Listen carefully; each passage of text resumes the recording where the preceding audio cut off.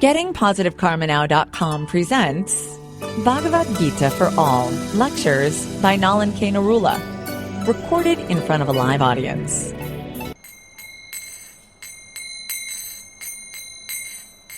Bhajavan Radhe Govinda,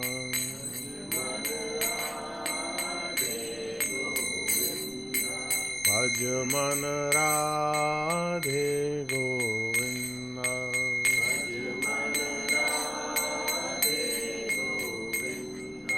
Bhajavan Radhe Radhe Radhe Radhe Radhe Govinda,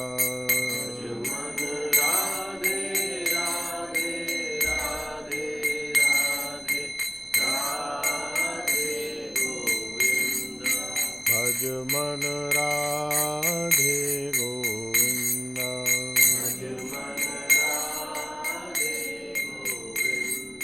Bhajavan Radhe Govinda,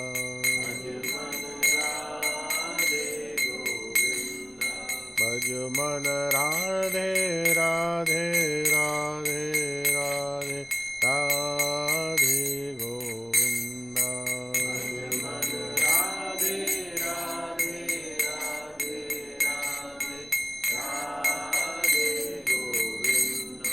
Bhajavan Radhe Krishna,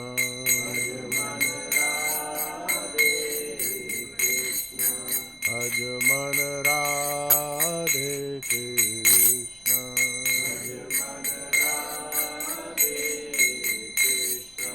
Bhajavan Krishna Krishna Krishna Krishna Krishna Krishna,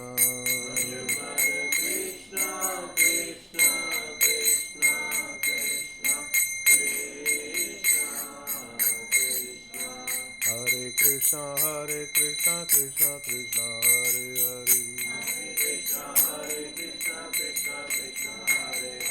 Hare Ram Ram Ram Hare Hare,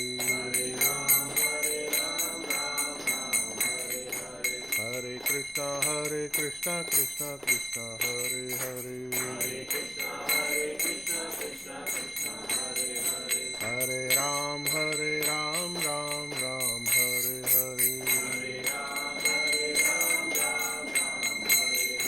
Hare Krishna Krishna Krishna Hare Hare, Hare Ram Ram Hare Hare, Hare Krishna Krishna Krishna Hare Hare, Hare Ram Ram Hare Hare, Hare Krishna Krishna Krishna Hare Hare, Hare Ram Ram Hare Hare,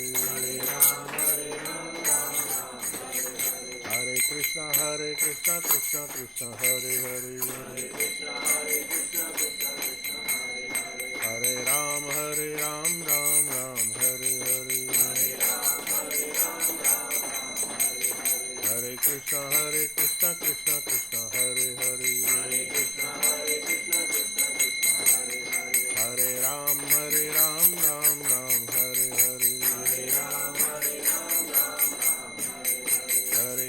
Hare,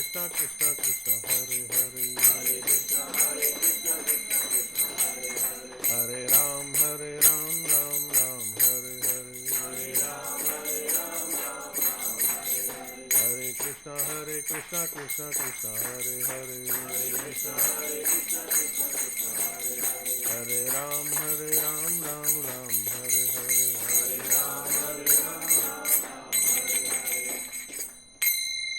Nitai गौर हरि बोल। श्री कृष्ण चैतन्य प्रभु नित्यानंद श्री द्वैत गदाधर श्रीवासादि गौर भक्तों। ओम नमो भगवते वासुदेवाय। ओम नमो भगवते वासुदेवाय। ओम नमो भगवते वासुदेवाय। ओम नमो भगवते वासुदेवाय। ओम नमो भगवते वासुदेवाय। ओम नमो भगवते वासुदेवाय।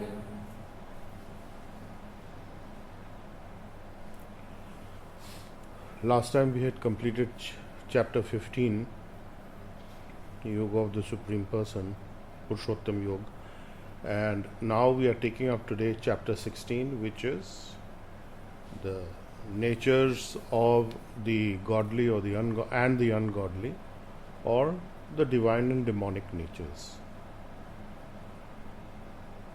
So this is the last part of Bhagavad Gita coming up, where the nature of people have been defined, the two types of entities, those who are favorable to the divine and those who are not favorable to the divine. So the not favorableness is coming from forgetfulness of our original spiritual position and the desire to enjoy exclusively without the association of the divine, separately from the divine. And then the soul is captured by Maya, and then the whole process of material life begins. So here we have, even in the material life, there are distinguishing factors between the divine and the demonic that we can see around us. So we start with the beginning of chapter 16, the divine and demonic natures. Shri Bhagwan Uvacha Abhayam Sattva Sanshuddhir Jnana Yoga Vivasthiti Danam Damascha Yajnascha Swadhyayas Taparjavam Ahimsa Satyam Akrodhas Tyaga Shanti Rapaishunam Daya Bhuteshu Aloluptavam Mardavam Hrir Achapalam Teja Kshama Dhriti Shaucham Adroha Nati Manita Bhavanti Sampadam Devim Abhijatasya Bharata. So these are the first three texts. And what the divine has done is listed 26 qualities of the divine nature. So the translation to this would be that the Supreme Lord said that fearlessness, purification of one's existence, the state of absorption in yoga of knowledge, the performance of charity, performance of sacrifice, especially by the means of japa yagya, study of the Vedas, performance of austerities, simplicity, non-violence, truthfulness, freedom from anger, renunciation, tranquility of mind, freedom from fault finding, gentleness, compassion towards all living beings, the absence of greed, modesty, steadfastness, vigor, forgiveness, fortitude, cleanliness, absence of envy, freedom from the desire for honor. O Bharata, O Arjun, son of Bharata, these are the qualities of a person born of a precious destiny of godly nature. So here are listed 26 qualities of the godly nature. And some of these are listed in chapter 13 from text 8 through 12. You can refer back. And also it says in chapter 13 that one of the qualities is that one must seek guidance from a spiritual master, and so on. So we will take up these qualities. So fearlessness is the first quality mentioned. So fearlessness comes if you are having the realization that you are eternal, an immortal soul. So that is the first quality. Abhayam. Then comes Sattva Samshuddhi, purification of one's existence. So purification of one's existence, the two words Sattva and Samshuddhi, Sam self, Shuddhi purification, Sattva the material mode of goodness. Originally from Sattva comes the intelligence. The mind is coming from the quality of Rajas. So Sattva means purification of intelligence. So Samshuddhi begins with the purification of intelligence. And through that intelligence, one can begin to understand how to purify one's existence. The third quality listed is Gyan, so that is knowledge. So what is that Gyan? That Gyan is about the self, about the divine, about the material natures and the spiritual natures. So all these things are covered in Gyan. If you look at the next two words, Yoga and Vivasthiti, so that means Jnana Yoga Vivasthiti, that means you are situated in the state of knowledge, of linking up to the divine. So that linking is covered here. How do you link? You get linked through a connection from the spiritual master, and you are meditating on that, and you are able to discriminate between the material and the spiritual. So you can understand what is the immortal aspect, the Atma aspect, the Paramatma aspect, and then there is the physical aspect. Then the next quality listed is Danam, charity.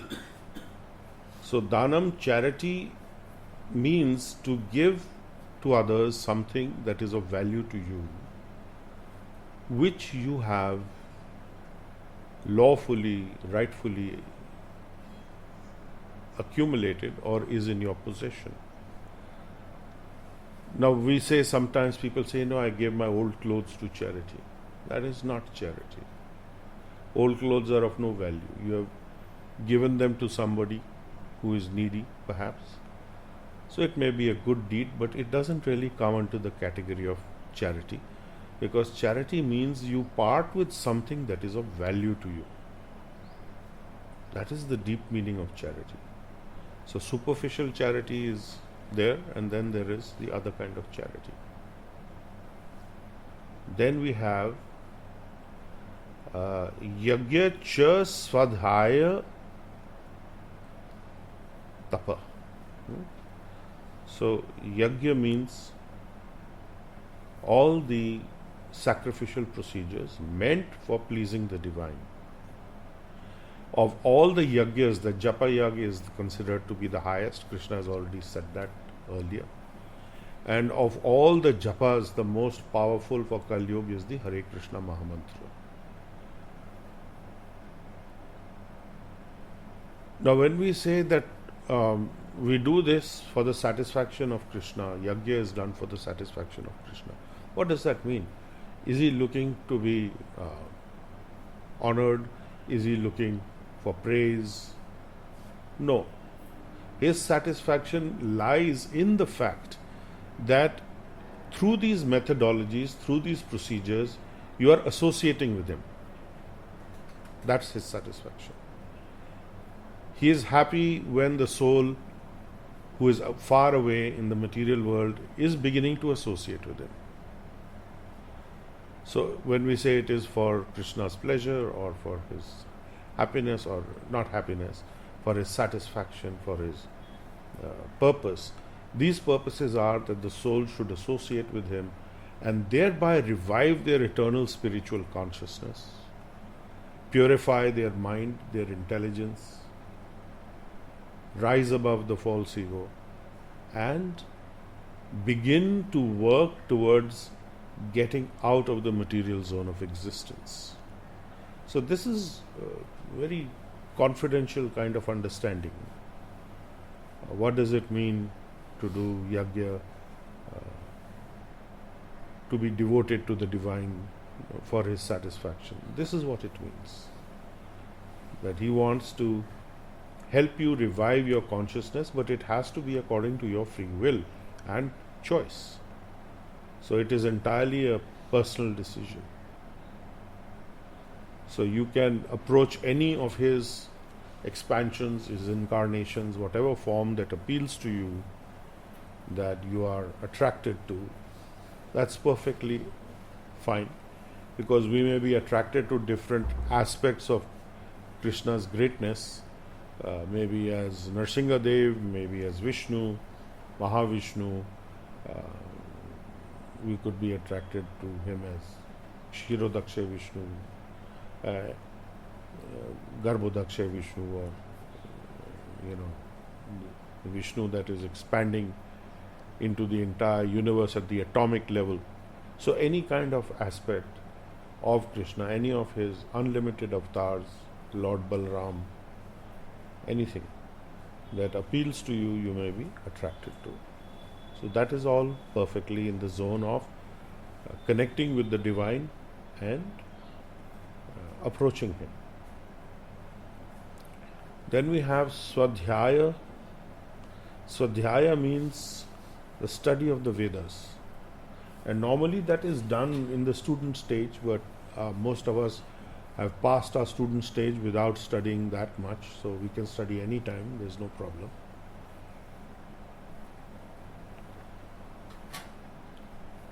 So when you have these kind of knowledge of the Vedas, so there are many processes given that will help you to progress. For example, the Ekadasi fast, and so on and so forth,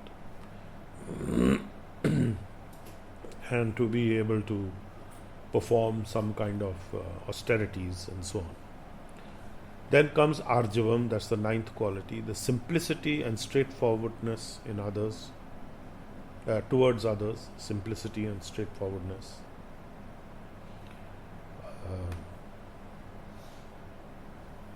In other words, no duplicity, no cheating tendency. On the other hand, it is not necessary to open your mouth all the time. You must know when to be silent also. It's not that in the name of being straightforward, I am going to say anything and everything and be tactless or non-diplomatic, so to speak. Not that diplomacy is a very highly rated trait for a spiritualist, but he must know when to speak and when not to speak. So some control has to be there. That is part of self-control. So simplicity in one's dealings, simple living also, less complicated life. Make your life simple. So that simplicity in dealing will come from that straightforwardness. Ahimsa, non-violence in thought, word and deed towards other living entities. One of the greatest violence that one can perpetrate on another living being is to stop their spiritual progress or to send them back, not allowing them to complete their full cycle of life. So ahimsa means also no animal killing, no contributing towards animal killing. In other words, a diet that does not include animals or animal products. So that is ahimsa. So almost 2000 years ago, authorized incarnation of Lord Buddha, of Krishna as Lord Buddha appeared in Bodh Gaya, born to Anjani Mataji. And then about 500-600 years back, maybe 600, about 600 years back, Gautam Buddha appeared. Now that Gautam Buddha is not the authorized incarnation of Krishna. He is a human being, also known as Shakyamuni or Siddharth. So he appeared in a place called Lumbini, which is in Nepal now.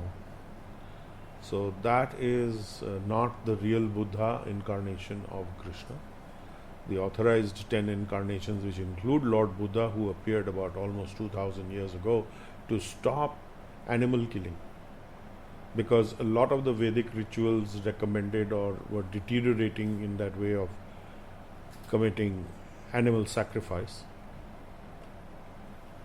If you look into the Bhagavatam, you will find that the animals were sacrificed by mantras and wooden implements. They were not killed by metal instruments. The power of they were killed by wooden instruments through mantras, and then mantras were tested to revive them, to see the power of the mantras. So there was a different purpose at that time. So that went out of control, and so he appeared because as a very compassionate incarnation of Vishnu, of the divine, to save the animals from unnecessary slaughter, so that they could progress in their spiritual evolution without hindrance. So that is ahimsa. Satyam is the next quality, 11th quality, truthfulness, speaking that which is true and beneficial to all people. So we don't have to speak the truth if it's not beneficial to people also. So that little bit of discrimination is required. When to speak, better maybe not to speak. So then you have to have the purified intelligence, which goes way back to the sattva aspect, sattva samshuddhi. So that begins with that. So when you start purifying your mind and intelligence that way, all things start to fall into place. Otherwise, doing all these is a very difficult job. Yeah. Then we have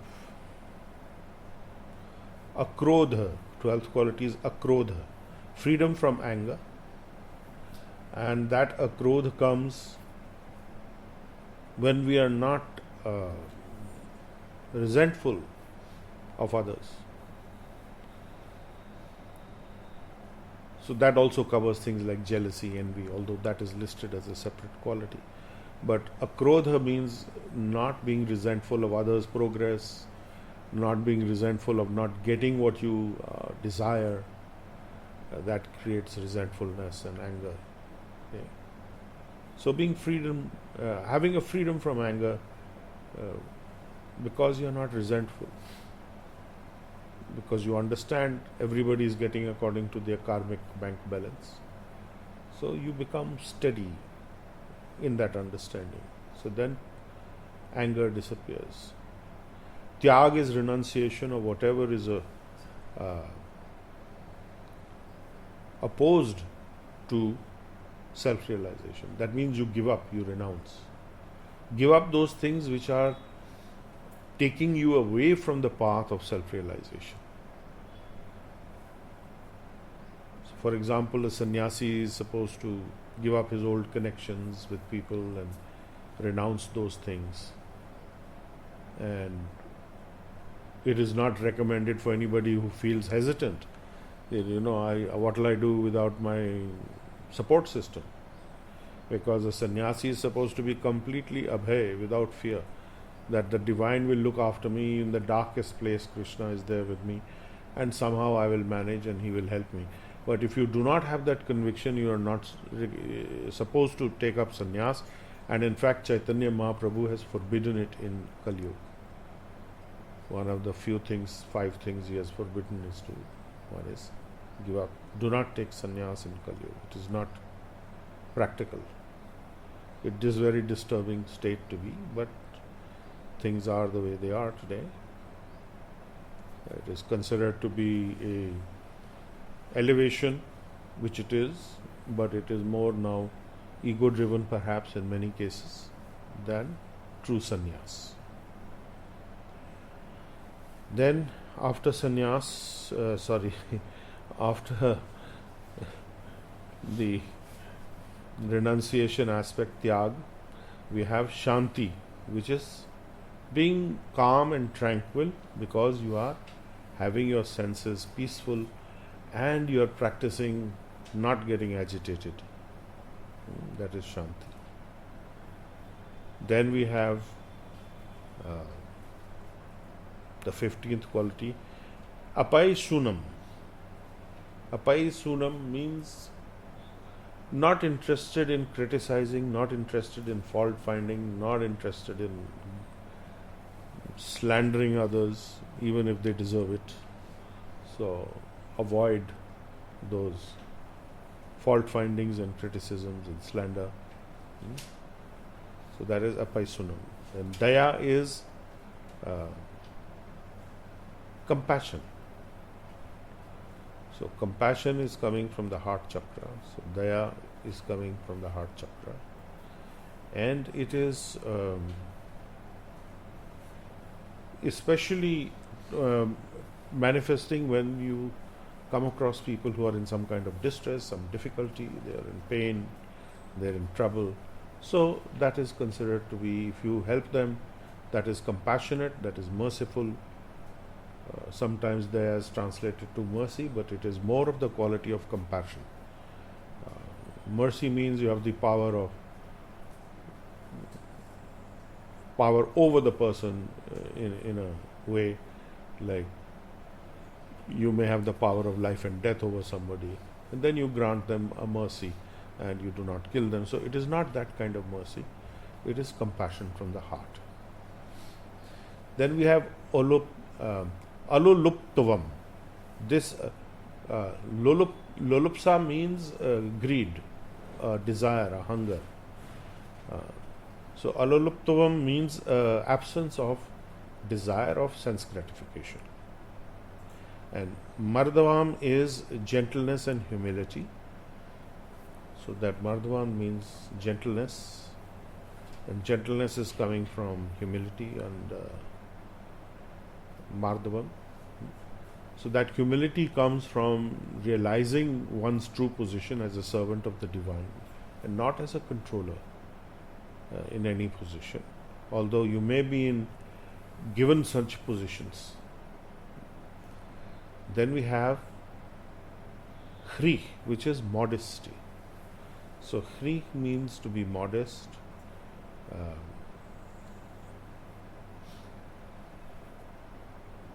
which also embodies the idea of chastity, that you are not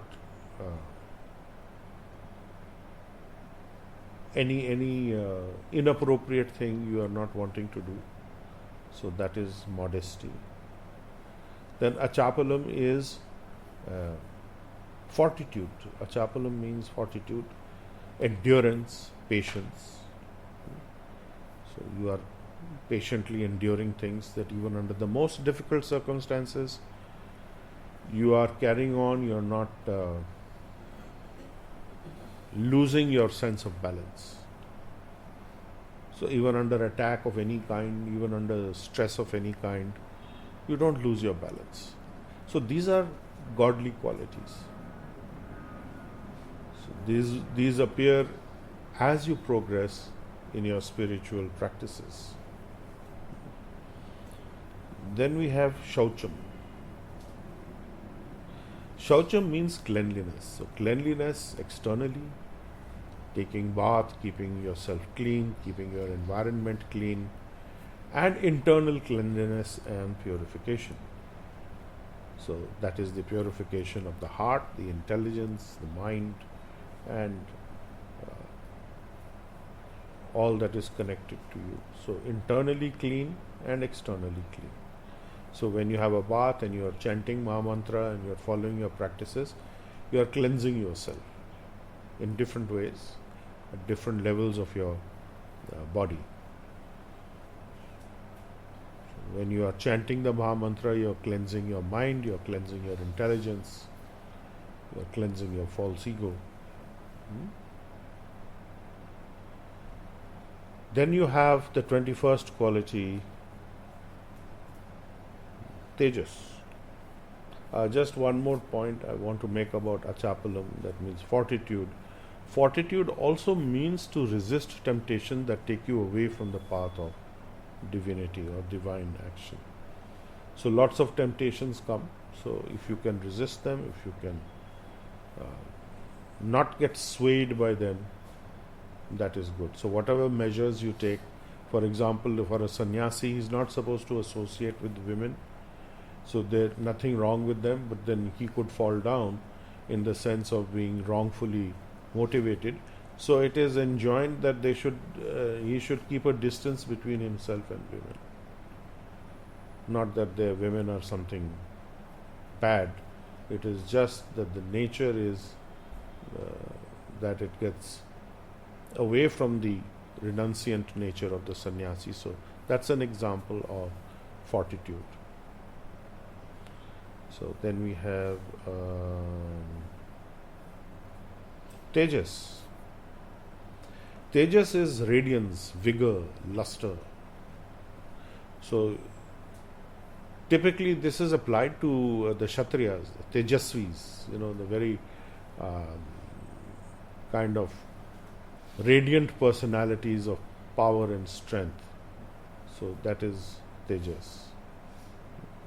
So that is another quality of the divine. And then Shama. Shama is forgiveness, the act of giving up, blaming others, and the absence of any revengeful feelings against those who have harmed one.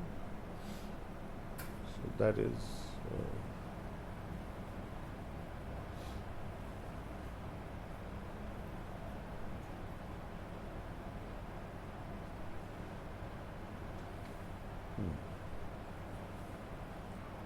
So then we have after that Dhriti, which is again the idea of fortitude, endurance and patience. So the difference between Achapalam and Dhriti is that Achapalam is remaining steady under all circumstances.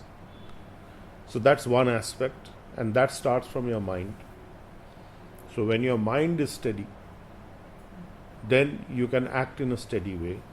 And then Dhriti is the fortitude, endurance, patience, which is happening over all ranges of action. So that is the Achapalam aspect in action is Dhriti, that you are enduring things without complaint.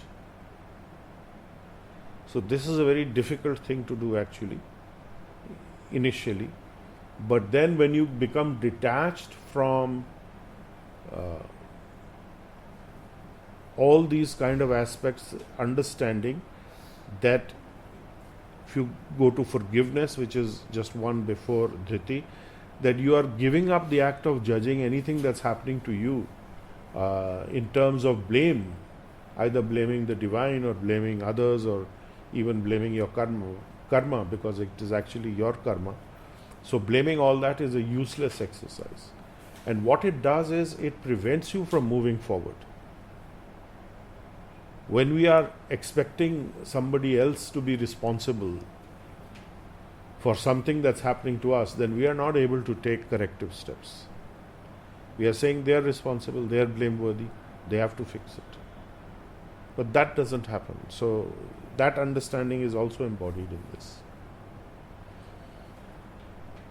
Then after the Shaucham, which is the cleanliness internal and internal,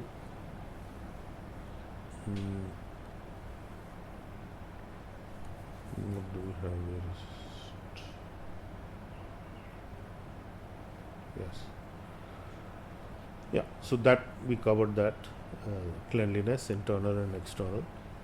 And then we have Adroha, the absence of envy, the absence of malice.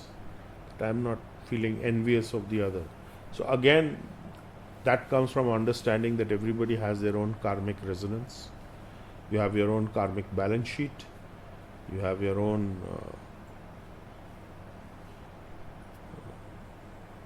pattern of life, which will not match any other. So you're not envious of the other that he's got this thing. So I should not want to have what he has got unlawfully. And that again develops feelings of resentment, it develops bad intelligence, it develops intelligence to act in an improper and incorrect way, which again will get you some severe punishment possibly, depending on what nonsense one does. So that is adroha, absence of envy, because it is harmful to oneself eventually. It diminishes one's confidence, it diminishes one's self. One is feeling very bad, why me, poor me, like that. And then finally, na ati manita, no expectation of honor, no expectation of being worshipped, no expectation of being looked up to.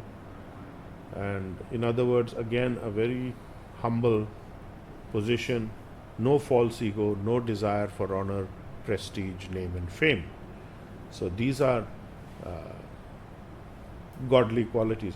So desire for name and fame is a subtle sex desire also. So one may be renounced physically, but internally if there is desire for name and fame, that is great subtle sex desire also, coming from the false ego. The false ego is the hara chakra, which is the sexual chakra area. So that becomes very active when there is desire for name and fame and honor and so on.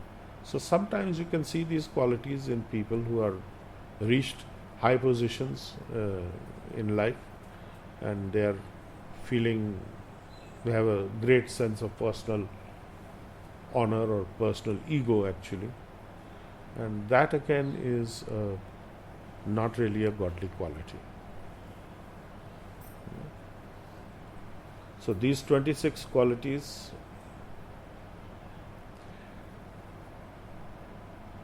are there. Krishna says that finally these are the qualities of a person born of a precious destiny of godly nature. So how do we translate this as precious destiny of godly nature is as follows. The word is na ati manita, not expectation of honor.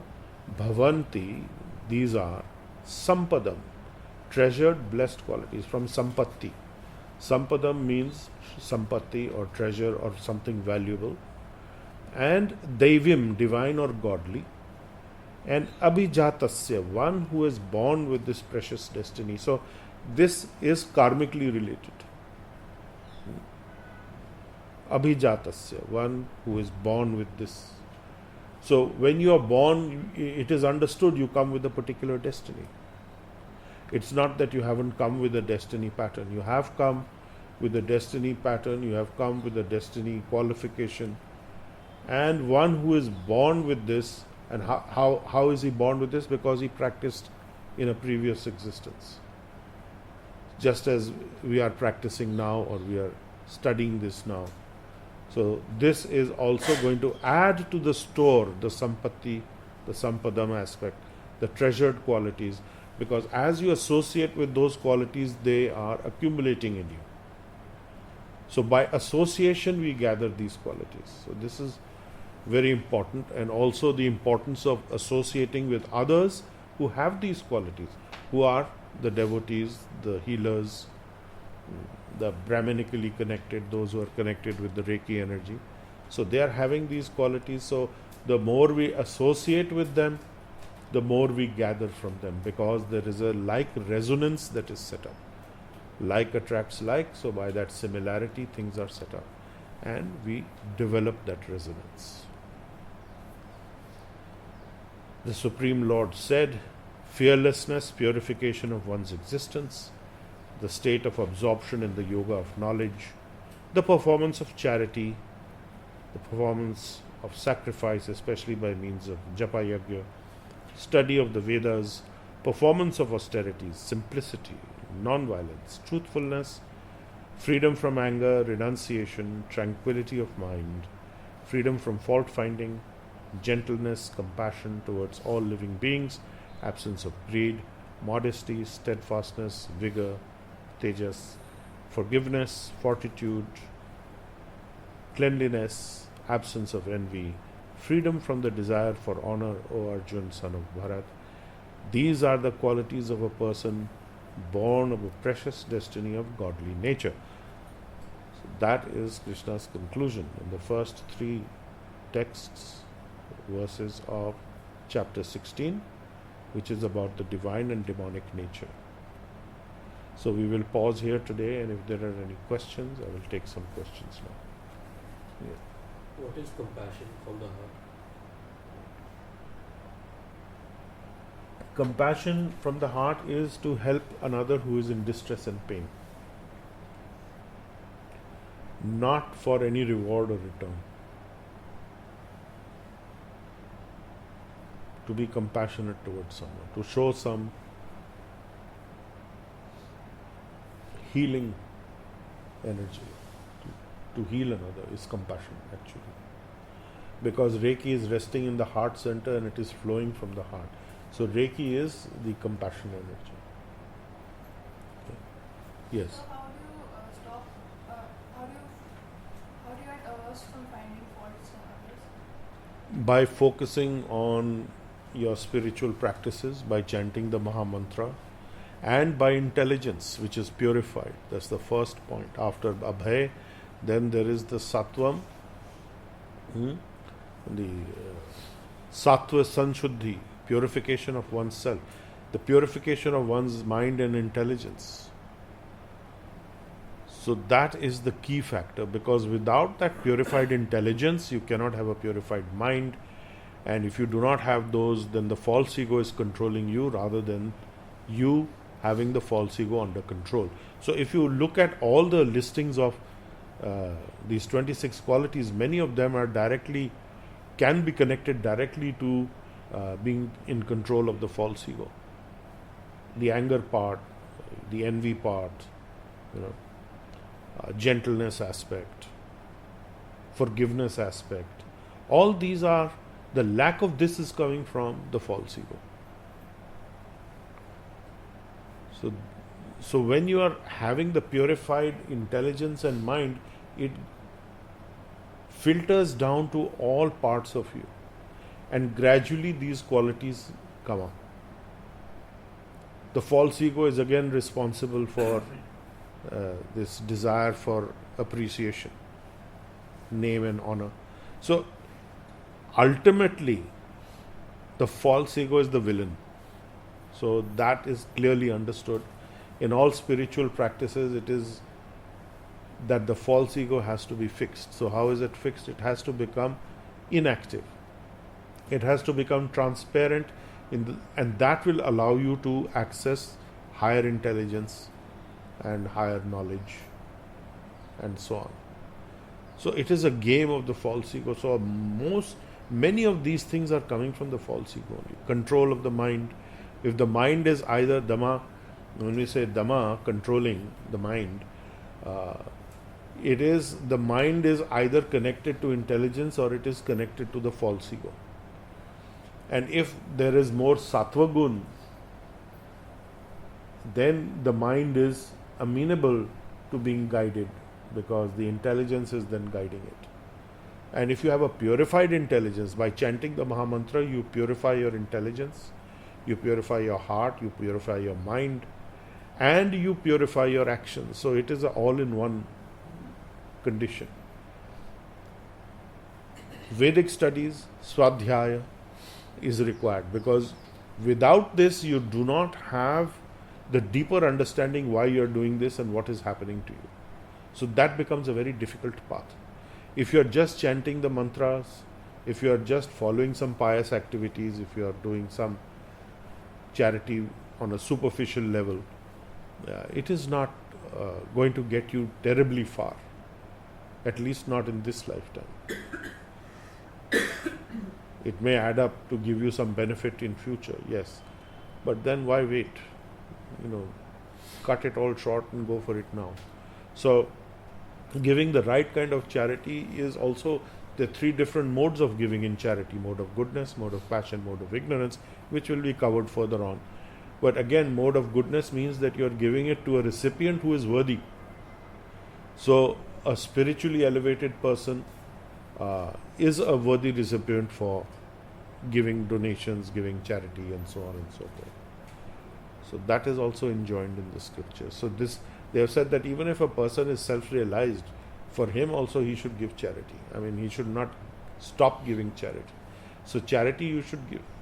So whether it is to an institution that is promoting Krishna consciousness, God consciousness, whether it is promoting knowledge about it, or even if it is helping people in terms of a medical charity.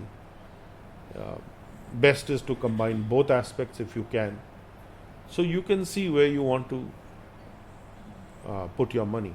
So you could give money to somebody who is helping to relieve the physical, basic, fundamental pains of life, where the person doesn't have food to eat, or doesn't have shelter, doesn't have clothing, and then going all the way up. So we would request all these internet participants, please make sure your children are not fooling around with the computer, or you are there. If you are not listening to this lecture, please don't be there, because it disturbs the whole class across the world. So please pay attention.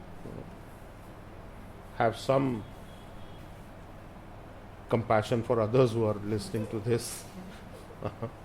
You're disturbing them unnecessarily. Yeah. Yes. Jagjit has a question. Yes. Would like to ask himself. Yes. Jagjit, please go ahead and ask your question. Yes. About charity, Yes. is it sort of, are the different modes of charity different in by nature, or No, it is what you do. I mean, if you give charity, like I was reading in the paper, very funny thing, that there were some robbers who robbed something, and then they gave 10% to a deity in a temple. So that is charity in the mode of ignorance. This is today's news. Yes, some saving.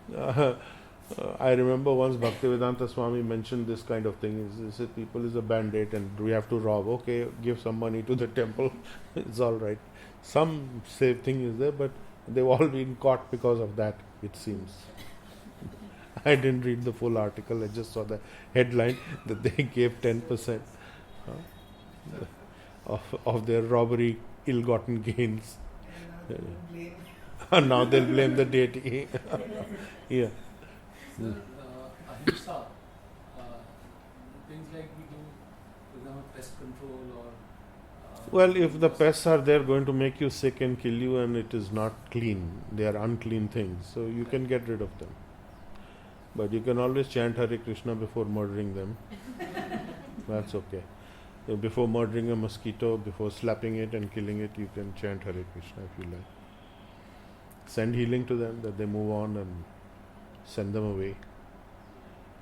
So that is there. There are more bacteria living in your body than there are cells, or 4 or 5 times probably the number, trillions of them.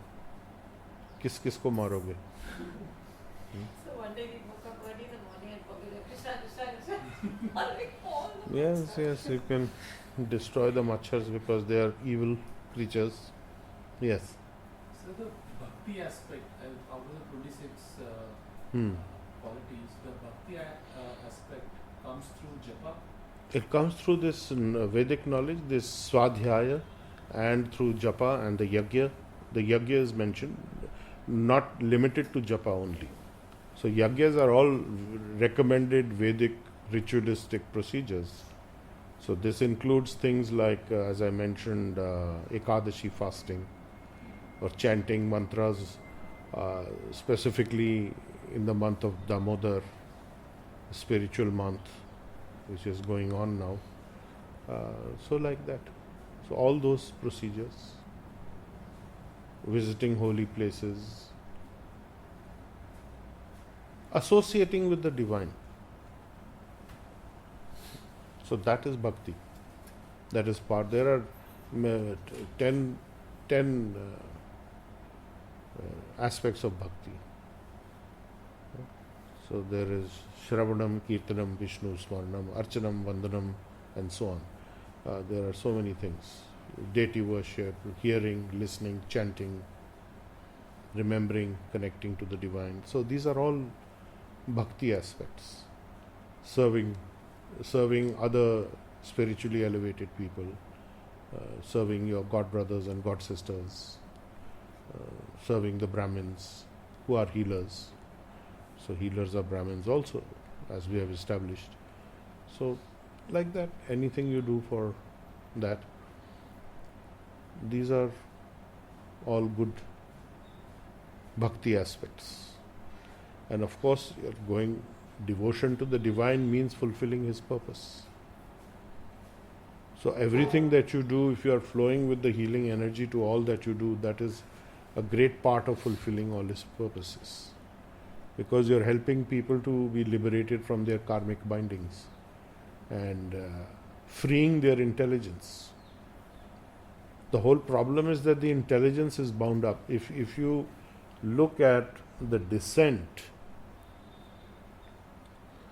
in the Mahatattva there are the 5 basic elements, and there is the unmanifested ego, and there are the 3 qualities also lying dormant, unmanifested. That is the mode of passion, goodness and ignorance. These are all ahankar actually. So even mode of goodness is ahankar in the mode of goodness. So you have a mode of goodness in the Brahmins have the ahankar in the mode of goodness. Kshatriya may have ahankar in the mode of passion, and so on. And these 3 qualities are constantly battling each other for supremacy within the individual. So these are coming from the Mahatattva. From the Mahatattva it descends. And the first 4 descents of the false ego is the Antakaran. The Antakaran means the Chit consciousness. That is the first thing that enters the body. Then mind, intelligence, false ego. So these 4 come up together. Chit consciousness, mind, intelligence, false ego. And then there are 20 material elements. 5 knowledge gathering senses, 5 working organs, and 5 let me see, I'll give you the understanding of this. There are the sensory organs also. So it starts with the 5 Panch Mahabhut, the space, air, fire, water, earth. Then we have the 5 subtle knowledge gathering elements, the sound, touch, sight, taste, smell. Then the organs related to this, the Vishayendriyas. So, and then there are the sensory gathering knowledges, which is the ear, skin, eye, tongue, nose. Then the working organs, the voice, hands, legs, excretory organs, reproductive organs. And then the 4 internal executive systems, the Antakaran. That is a combination of the 4, which is the false ego, mind, intelligence and Chit consciousness that spreads throughout the body. So these 4 I refer to as I consciousness, I-ness, who I am. So these are 4 aspects of what we feel I, and above the I is the true I, which is the soul, the 25th element. And in the heart of the 25th element is the 26th element, which is Paramatma. So these 26 elements are there. So when the human being is born, and if you look at very carefully at the wording, what Krishna has said here, one who is born of precious destiny. So while you are born of these destinies of material ahankar, nature is there in everyone. The precious destiny is the one which is associated with godly qualities, with more of the mode of goodness. So even if it is false ego in the mode of goodness is better. False ego in the mode of ignorance is animal, basically. That is the animal body he will get. So the material world is more in the zone of rajas. That means action. So mind is also rajasic because it is moving all over the place super fast. Rapid movement everywhere. But intelligence can be steady in the mode of sattva. So gradually as you focus on these, you study this, you begin to understand what this nature is, who I am, how am I connected to the universe, what is my connection to the divine, what is my connection to other living entities. So just as these 24 elements in the body cannot act without the soul, the Chit consciousness may be there, the false ego, mind, intelligence may be there. The soul is not acting, the body cannot act. And the same way, the soul cannot act unless the super soul is present. And it is sanctioned for him to act. Now, super soul is present in a stone. Then there are unmoving living entities like plants. But they have a limited movement because their bodily template is limited. But all these 24 elements exist in them, as well as the soul, as well as the Paramatma. So in this plant, there is all 26, but he is not moving.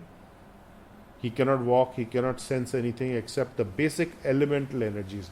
So false egos are considered to be born of these elemental energies. So this is a very deep study, actually beyond Bhagavad Gita. Bhagavad Gita is giving the basic fundamental, and for this you have to study a lot. To find the exact depth of this, you will find in Bhagavatam and also in other literatures. So how this whole thing is coming. So when these are in dormancy, it's called the Pradhan. We have mentioned this previously. But this is the detailing of the Pradhan, what happens as you descend.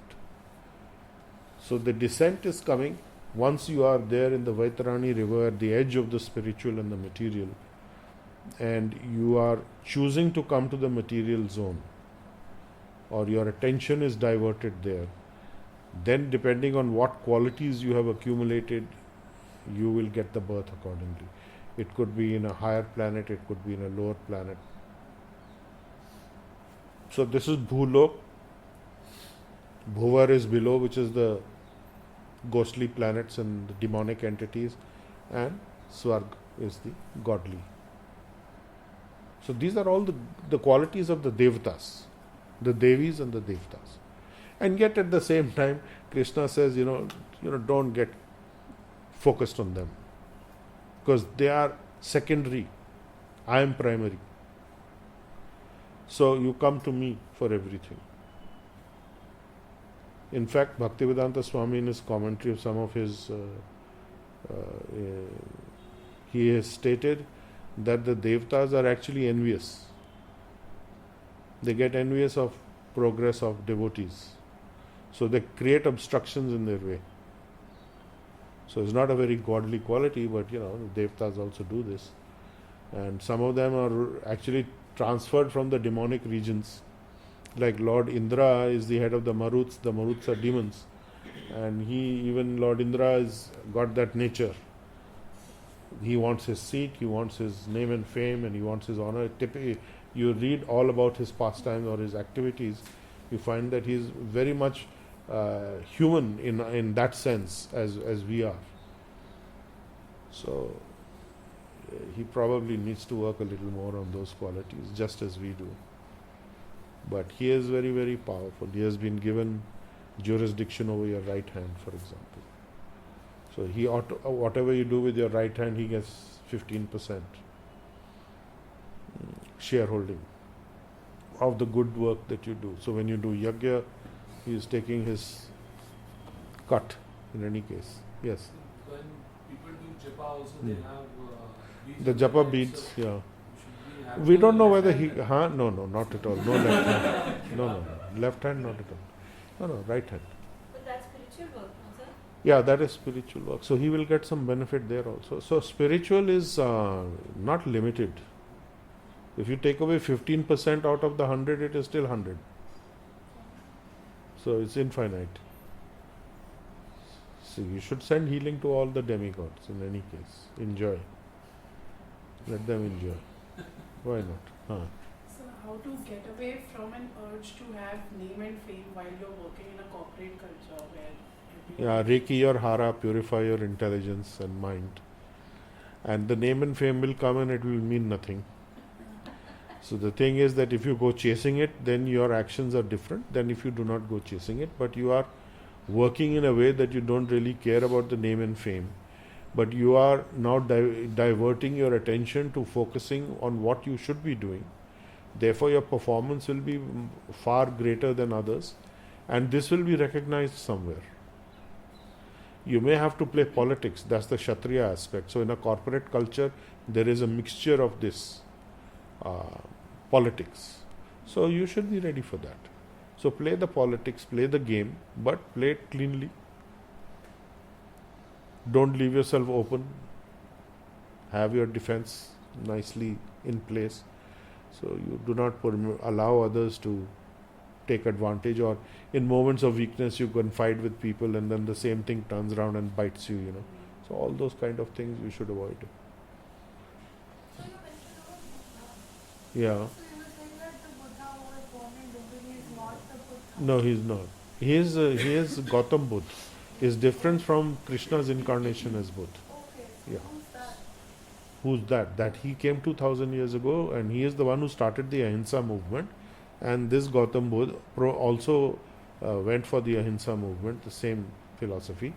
But his philosophy was ungodly and monist. Monist means that God and people, everything is one.